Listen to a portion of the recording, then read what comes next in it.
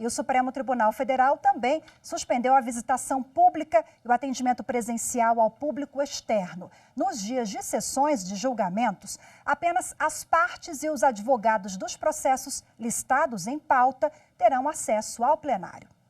Bom, e para falar mais um pouquinho sobre essas questões que envolvem a parte jurídica, legislativa do coronavírus, eu recebo agora aqui no estúdio o advogado Antônio Rodrigo Machado. Seja bem-vindo mais uma vez. Boa tarde, doutor.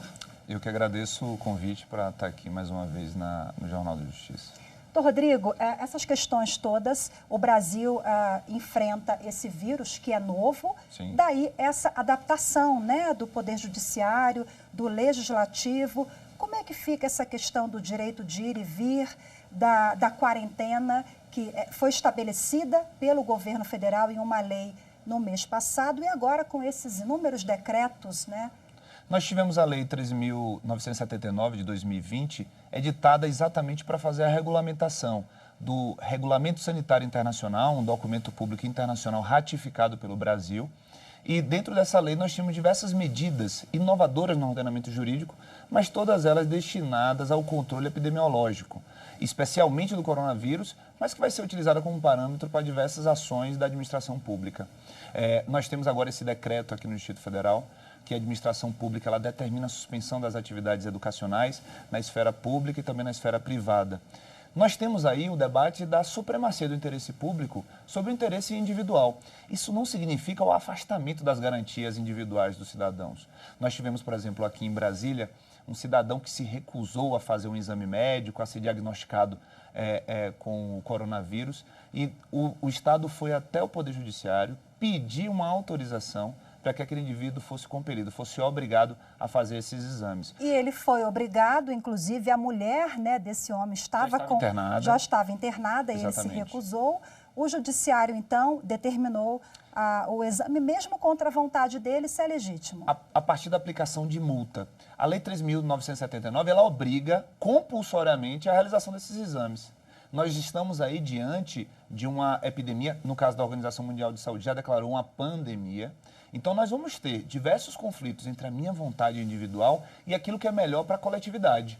Então, nesse exato instante, nós vamos ter aí uma sobreposição.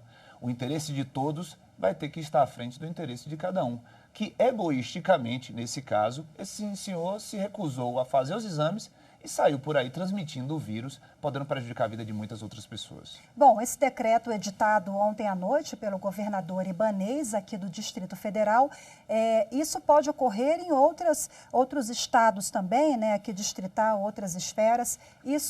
Ele tem essa competência para editar esse decreto. E o governo federal também teria para regulamentar isso nos estados? Como é que fica essa questão? A competência da Constituição para a prestação tanto do serviço de saúde como o serviço de proteção à saúde, medidas cautelares de defesa e de proibição da irradiação desse vírus, essa competência ela vai ser concorrente. Nós vamos ter competência da União, dos estados, dos municípios, do Distrito Federal. Ao editar essa medida, o governador Ibanez, com base em critérios técnicos da Secretaria de Saúde, entendeu que ela poderia restringir a transmissão do vírus. Nesse momento, nós vamos ter aí algumas consequências para aqueles que desrespeitarem.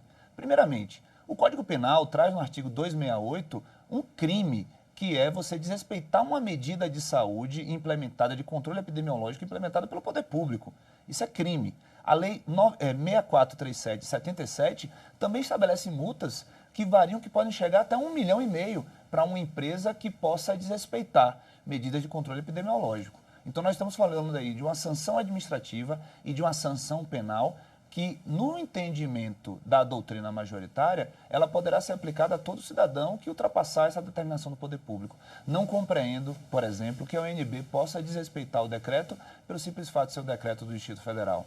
O Distrito Federal tem o poder de polícia administrativa para regulamentar todas as relações dentro dos cidadãos que convivem aqui, que vivem aqui, para poder ter, digamos assim, um controle maior.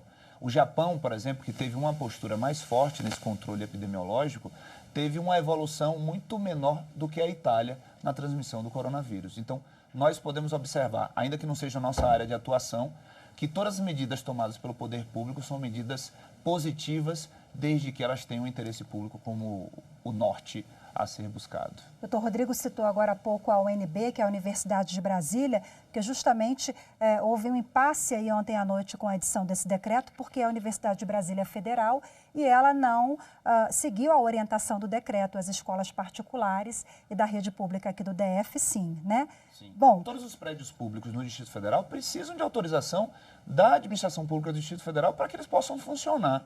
Então, essa competência concorrente, quando o governo do Distrito Federal dá uma determinação, dá uma ordem, a escola privada ou a escola pública, em âmbito federal, em âmbito distrital, não tem a competência para dizer não vou cumprir. Podem buscar o Poder Judiciário para poder funcionar, mas não dá para dizer que não vou cumprir porque foi uma decisão do Distrito Federal e não da União. Vale muito também o bom senso e a conscientização, né? É um vírus novo, a gente precisa prevenir, né, ações do Estado, do Poder Judiciário, enfim, para garantir o enfrentamento ao coronavírus, né? Cada um individualmente vai precisar ter um sentimento coletivo, um sentimento de buscar o interesse público. É um momento difícil que individualmente muitas pessoas podem perder, mas a coletividade vai ganhar. Muito obrigada mais uma vez pela participação, prazer recebê-lo aqui de novo, uma boa tarde. Eu que agradeço.